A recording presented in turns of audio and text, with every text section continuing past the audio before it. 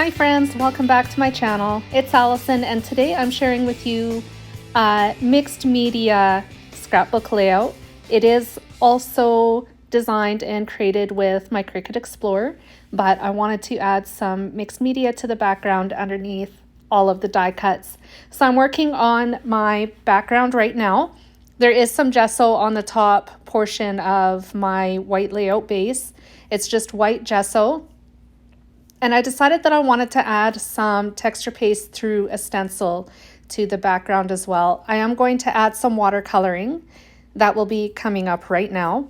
And actually off camera, I ended up extending the texture paste area just a little bit further from left to right because I found that it wasn't going to necessarily stick out on either side of the photo and what do you call it? Like a journaling card that I created on my Cricut on the other side. So I just made it a little bit longer. I'm just using some re-inker that I had in my stash. This is called Glacier. It's just a light blue.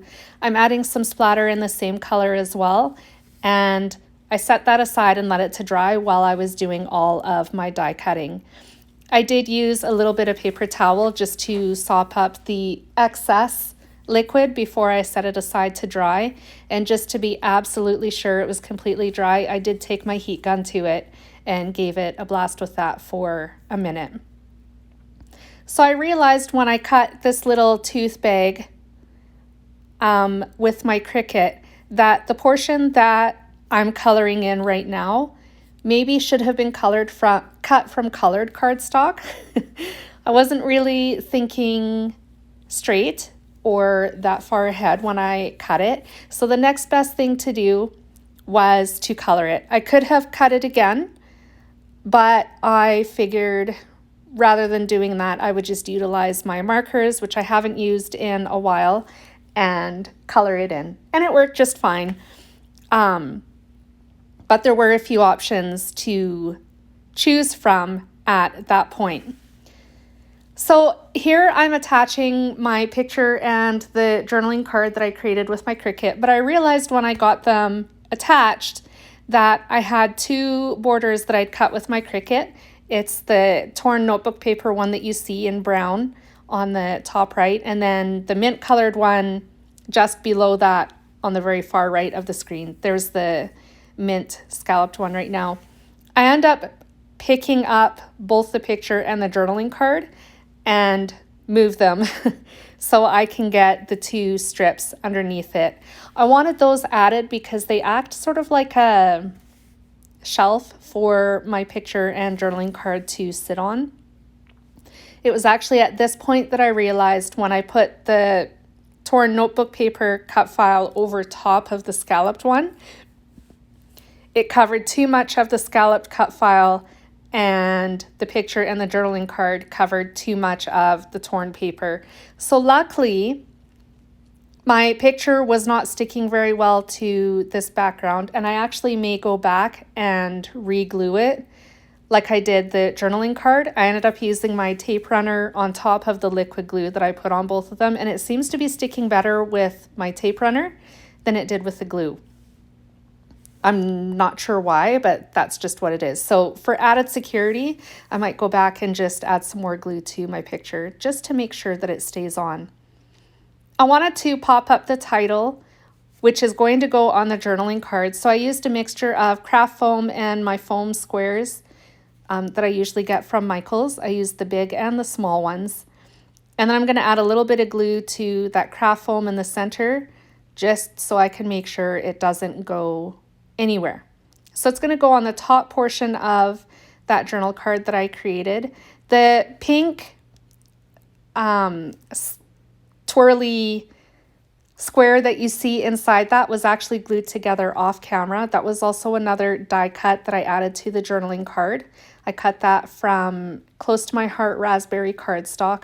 All the cardstock in this layout, and actually all the cardstock that I use just anyways in my crafting, is Close to My Heart.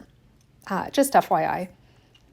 There's the little tooth bag. I added that, and then I ended up taking it off because I realized to stamp the subtitle the last two letters wouldn't stamp very well with it in the way. So I just took it off so I could do the stamping, and then I put it back on. The stamping says Lil White Teefies because this layout is about my dog Freddie. You can see him in the picture napping on his throne is what we call it. And I've noticed in the last couple of years that his teeth are always sticking out. Like his mouth is open just a little bit, just enough to see his little bottom teeth sticking out. And it's so cute. So I decided that I would make a layout about that and then just tell the story about how I've been noticing his little teefies are sticking out. And like seriously, I don't know if it's an age thing or what, because I don't remember his teeth sticking out when we first adopted him. Maybe they did, I don't know. But it just struck me that this would be a really cute story to tell. And I decided to hang on to the picture and actually scrapbook it. So that's what this layout is about. That's why I cut the little Tooth Fairy tooth bag cut file underneath the title. And then because it's about my dog, I found some cute little dogs in my Cricut image library as well and cut them out. I added Ruff to two of them as well because it was just cute.